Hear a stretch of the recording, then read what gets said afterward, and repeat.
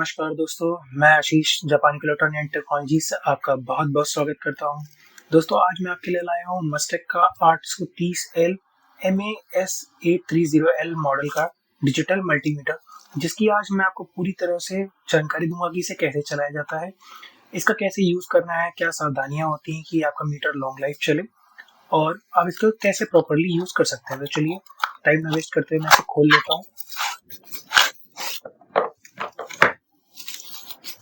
देखिए दोस्तों, आपको पैकेट में एक मल्टीमीटर मिलेगा और एक आपको ये लीड मिलेगी या प्रॉड ऐसा आप कह सकते हो, ये प्रॉड मिलेगी।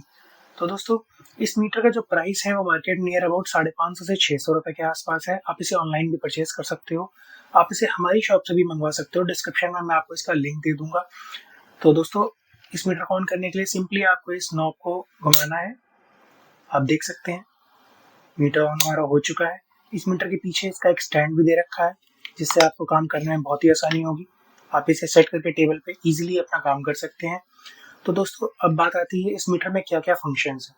तो दोस्तों इस मीटर में सबसे पहले आपको एसी वोल्टेज मिल जाएगा। आप अपना एसी वोल्टेज नाप सकते हैं, आपके घर में कितनी बिजली आ रही है। साथ में आपको डीसी वोल्टेज मिल जाएगा। आप कोई भी 12 वोल्ट की बैटरी, लिथियम बैटरी, कोई भी बैटरी आप इससे नाप सकते हैं। इससे आप ओम्स चेक कर सकते हैं, किसी भी तरह की रेजिस्टेंस आप इससे चेक कर सकते हैं। आप इसे कॉन्टिन्यूटी टेस्ट कर सकते हैं अपने सर्किट की, डायोड चेक कर सकते हैं आप इससे। साथ ही इसमें आप HFE यानी कि ट्रांजिस्टर का गेन चेक कर सकते हैं कि ट्रांजिस्टर NPN है, PNP है, ये सारी चेकिंग हो जाएगी। बहुत ही अच्छा मीटर है वाजिब दाम में। चलिए दोस्तों शुरू करते हैं। अब आप इस मीटर की टेस्टिंग में आपको बताऊंगा कि आपको कैसे सारे कंपोनेंट इसमें चेक करने हैं। तो हमने आज इसमें क्या क्या कंपोनेंट लिए हैं वो मैं आपको बताता हूँ।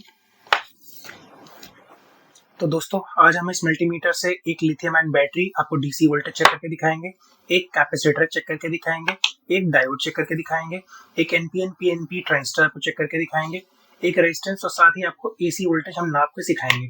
बहुत ही आसान शब्दों में, बहुत ही नॉर्मल भाषा में मैं आपको इस पूरे मीटर को चलाना सिखाऊंगा।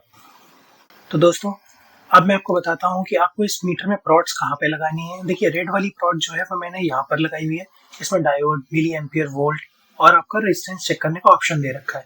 ब्लैक वाली प्रॉड जो मैंने लगाई है वो कॉमन में लगाई है। इस पॉइंट को हम खाली छोड़ देंगे, ये हम तब यूज करेंगे जब हम 10 एम्पियर्स की रीडिंग को चेक कर रहे होंगे।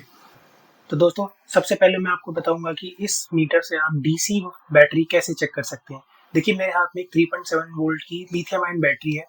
तो जैसे कि आप जानते हैं कि ये आपका जो सिंबल है ये आपका डीसी का सिंबल है। इस सिंबल की जो गाइड है वो मैं डिस्क्रिप्शन में दे दूंगा।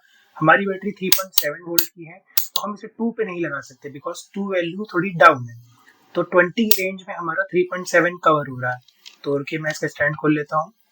देखिए अब हम निगेटिव प्रॉड को निगेटिव पे लगाएंगे और पॉजिटिव को पॉजिटिव पे लगाएंगे। तो आप रीडिंग देख सकते हैं, हमारी बैटरी की रीडिंग जो है वो 1.37 आ रही है, यानी हमारी ये बैटरी थोड़ी डाउन है।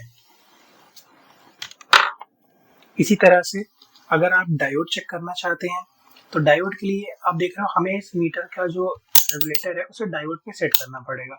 देखिए हमने इसको डायोड पे सेट कर दिया। देखिए डायोड की रीडिंग कैसे चेक होती है कि डायोड में एक साइड जो है वो कुछ रीडिंग आनी चाहिए, एक साइड हमेशा 1 वैल्यू आनी चाहिए।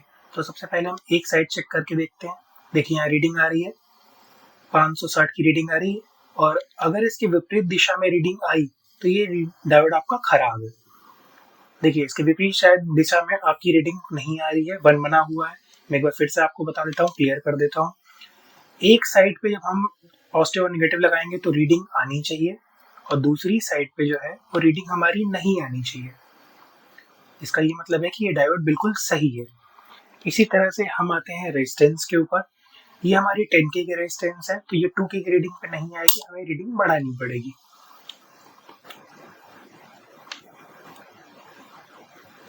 आप देख सकते हैं 9.7 वैल्यू आ रही है, तो ऑलमोस्ट ये 10K की रेजिस्टेंस है। थोड़ा बहुत ऊपर नीचे होता है पर वो चलता है। ये आपकी 10K की रेजिस्टेंस है, तो इस तरह से आप रेजिस्टेंस चेक करेंगे। इसी तरह से अगर आप मान लीजिए 220K के ऊपर की रेजिस्टेंस चेक कर रहे हैं, 200K की रीडिंग पे आपको लगाना पड़ेगा। अगर आप 200 तक की रीडिंग कर रहे हैं, अगर आप 250K की कर रहे हैं तो फिर आपको और ऊपर जाना पड़ेगा, 2 मेक में जाना पड़ेगा। ओम्स और मेक क्या होता है इसके लिए मैं आपको एक सेपरेट बेसिक इलेक्ट्रॉनिक वीडियो निकालूंगा, उसमें आप ये चीज देख सकते हैं। दोस्तों अब बारी आती है एसी वोल्टेज चेक करने की, यानी बिजली चेक करने की। तो हमारा सिंबल देखिए एसी का यहाँ पर ये बना हुआ है।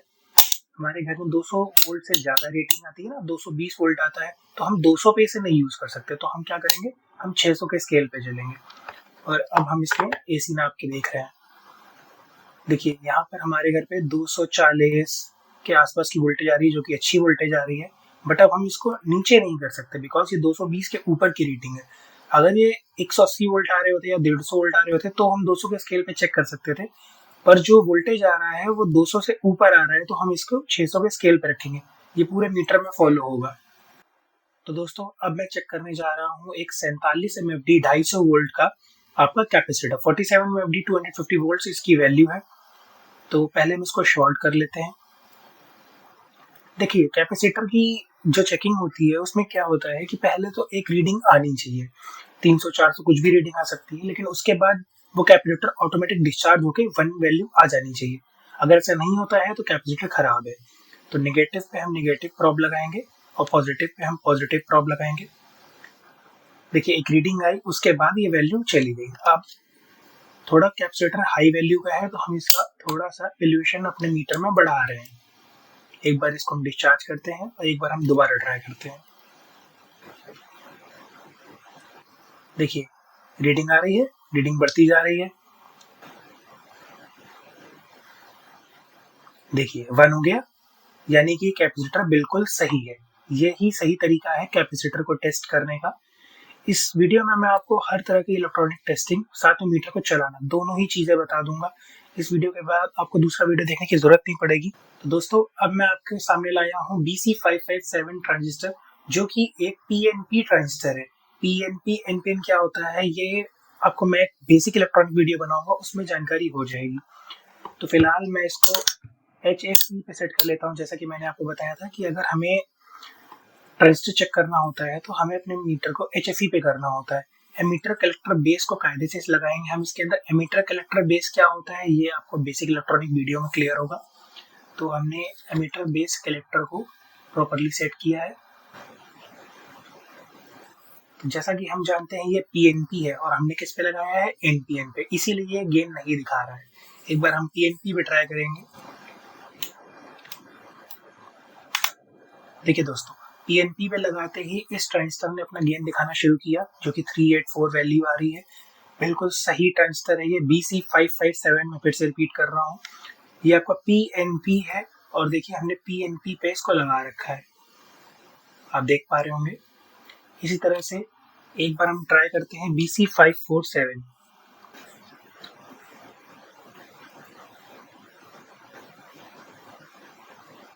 देखिए दोस्तों आप देख पा रहे हैं ना BC547, और ये BC547 जो है ये NPN ट्रांजिस्टर है। एमीटर कलेक्टर बेस हम इसमें ठीक से लगाएंगे और ये हमने इसको सेट कर दिया है NPN में। कलेक्टर और बेस को हम ठीक से सेट करेंगे और देखिए हमने ट्रांजिस्टर लगाते ही ये वैल्यू शो करने लगा है, यानी कि ये ट्रांजिस्टर बिल्कुल सही है।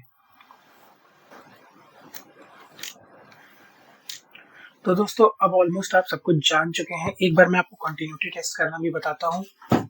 इसके लिए मुझे मीटर में प्रॉड लगानी पड़ेगी। तो नेगेटिव प्रॉड हम कॉमन में लगाएंगे और पॉजिटिव प्रॉड जो है हम अपने कंटिन्यूटी या जो नॉर्मल हमारा कनेक्टर है उसमें लगाएंगे। इन दोनों ही प्रॉड को आपस में टच करते ही, इसको मैं एक बार कंटिन्यूटी पे लगा लेता हूँ। आप देख सकते हैं एक बजर बजने लगा है। इसी तरह से हमें कोई भी चीज अपना सर्किट चेक करना होगा तो हम इन दोनों प्रॉड के माध्यम से टच करेंगे तो ये हमारा बजर बजने लगेगा। तो दोस्तों मेरे ख्याल से मैंने आपको AC voltage, DC voltage, continuity, transistor, diode और कैपेसिटर सभी चीज चेक करना सिखा दी है।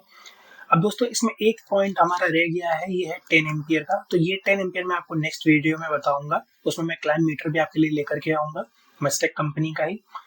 इसको इसलिए मैं अभी नहीं बता सकता बिकॉज ये सीरीज पे चेक होता है, तो वो मैं आपको नेक्स्ट वीडियो में बताऊंगा। तो दोस्तों इसकी पूरी फंक्शनैलिटी क्लियर हो चुकी है। अगर आपको कोई भी प्रॉब्लम हो तो आप कमेंट्स में हमसे पूछिए, आपको आंसर दिया जाएगा। और साथ ही इस मीटर में 2 फंक्शंस और दिए गए हैं जो मैं आपको बता देता हूँ। देखिए कोई भी वैल्यू आती है, हमने इसको होल्ड कर दिया। जब हम इस बटन को दबाएंगे तो ये वैल्यू हमारी होल्ड हो जाएगी। मान लीजिए हमें कोई डेटा नोट करना हो तो हम इस होल्ड बटन को दबाएंगे तो यहाँ स्क्रीन पे एच लिख करके आ रहा है, ये डेटा हमारा होल्ड हो गया है। अभी डेटा तब तक नहीं हटेगा जब हम इस बटन को वापस से प्रेस नहीं करेंगे।